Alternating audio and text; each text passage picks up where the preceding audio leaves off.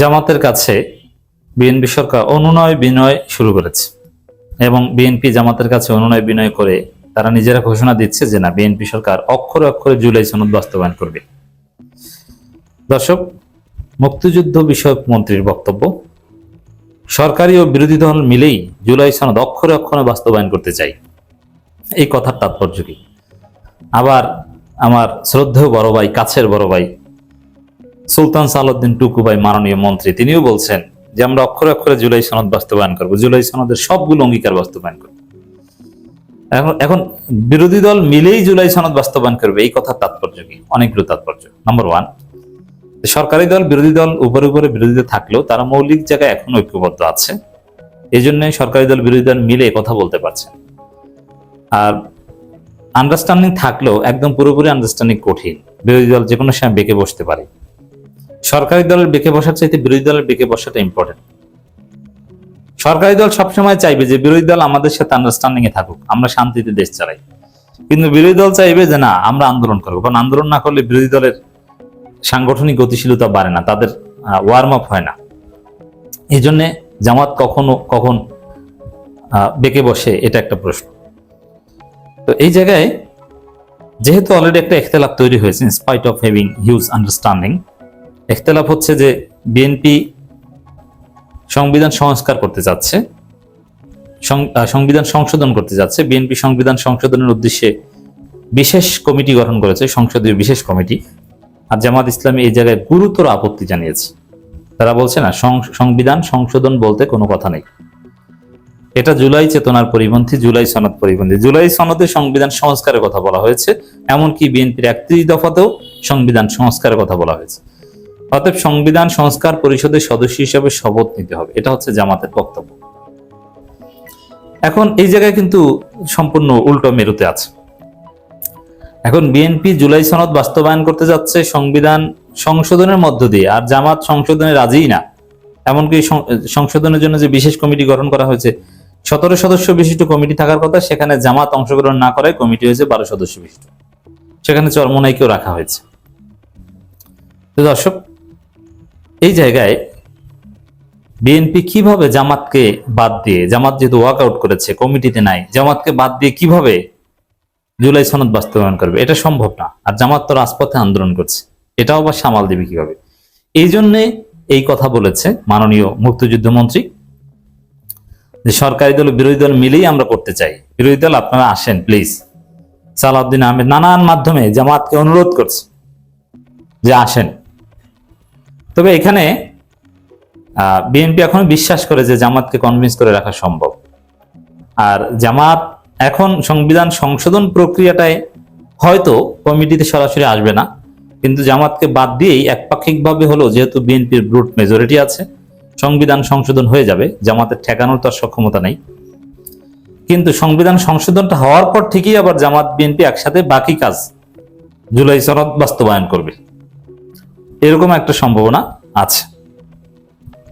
তো দর্শক, এইখানে এটার হিসাবটা একটু দেখেন। সংবিধান সংশোধন হওয়ার পর জামাত বিএনপি মিলে একসাথে জুলাই সনদ বাস্তবায়নটা করবে কিভাবে? বিএনপি যেটা জামাতকে বোঝানোর চেষ্টা করছে, জামাতের হাতে পায়ে ধরে বোঝানোর চেষ্টা করছে যে ভাই, আমরা তো দেশ চালাই, ঠিক আছে, এই সংবিধানে অনেক কিছু আমরাই পছন্দ করি না, আমরা তো পঞ্চদশ সংশোধনী বাতিল করতে চাই, আমরা পঞ্চম সংশোধনী ফিরে যেতে চাই, আমরা সংবিধানে আল্লাহর উপর সর্বশক্তিমান আল্লাহর উপর পূর্ণ আস্থা ও বিশ্বাস ঢুকাতে চাই, বিসমিল্লাহ ঢুকাতে চাই, বিসমিল্লাহ আছে, আরো অনেক কিছুই আমরা করতে চাই।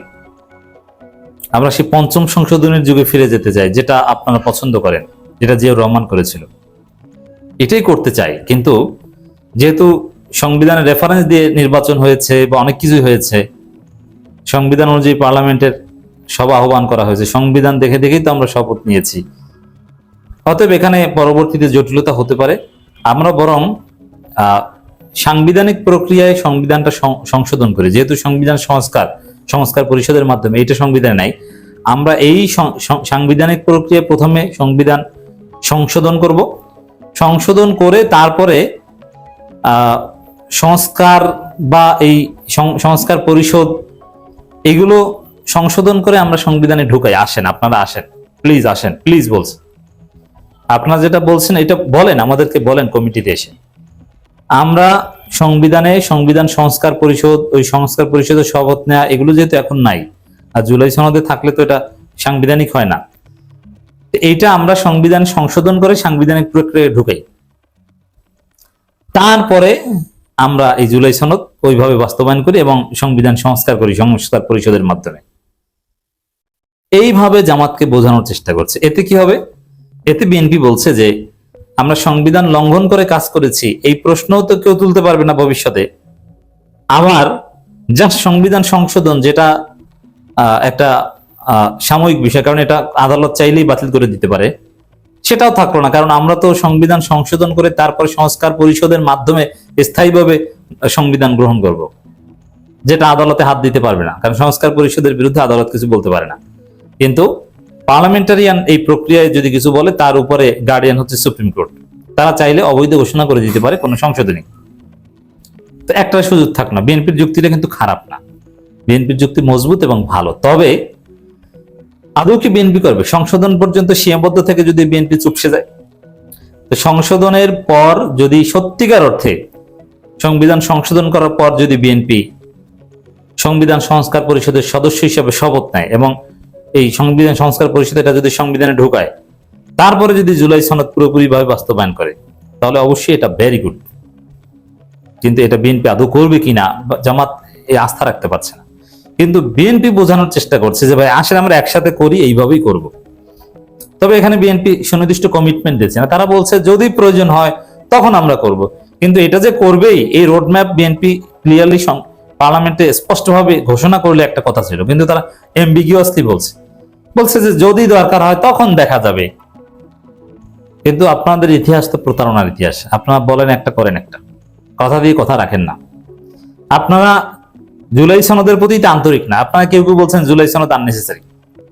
জুলাই সনদ কার্যকরভাবে বাস্তবায়নের লক্ষ্যে যদি সংবিধান সংশোধন কমিটি গঠন করত, যে এবং সংবিধান সংশোধনের উদ্দেশ্য যদি হতো সংস্কার পরিষদের বৈধতা উৎপাদন করা, সংবিধানে বৈধতা ঢুকানো, তাহলে একটা কথা ছিল। কিন্তু আপনারা বলেন জুলাই সনদ আননেসেসারি। আপনারা বলেন গণভোটের প্রশ্নমালা মানুষ বোঝে নাই, এই গণভোট অবৈধ। তাহলে আপনারা যে আসলে সত্যিকার অর্থে গণভোটের রায়ের আলোকে জুলাই সনদ বাস্তবায়ন করবেন সংস্কারের সংশোধনের পর, এর তো কোনো আন্তরিকতা পাওয়া যায় না। এই জন্য জামাত বিশ্বাস করতে পারছে না। কিন্তু বিএনপি জানে যে জামাতকে বাদ দিয়ে এখানে জুলাই সনদ নিয়ে তালবাহানা করতে গেলে তার পরিণতি খারাপ হতে পারে। এই জন্যে তারা এই সরকারি দল বিরোধী দল মিলে জুলাই সনদ বাস্তবায়ন করতে চায় এবং জামাতের কাছে অনুনয় বিনয় করছে, জামাতকে বোঝানোর চেষ্টা করছে যে প্লিজ আপনারা আসেন সংশোধন কমিটিতে, এখনো সুযোগ আছে, বা যেভাবে হোক আপনারা আমাদের কোঅপারেট করেন, আমরা জুলাই সনদ বাস্তবায়ন করব, এই ঘোষণা তারা দিচ্ছে।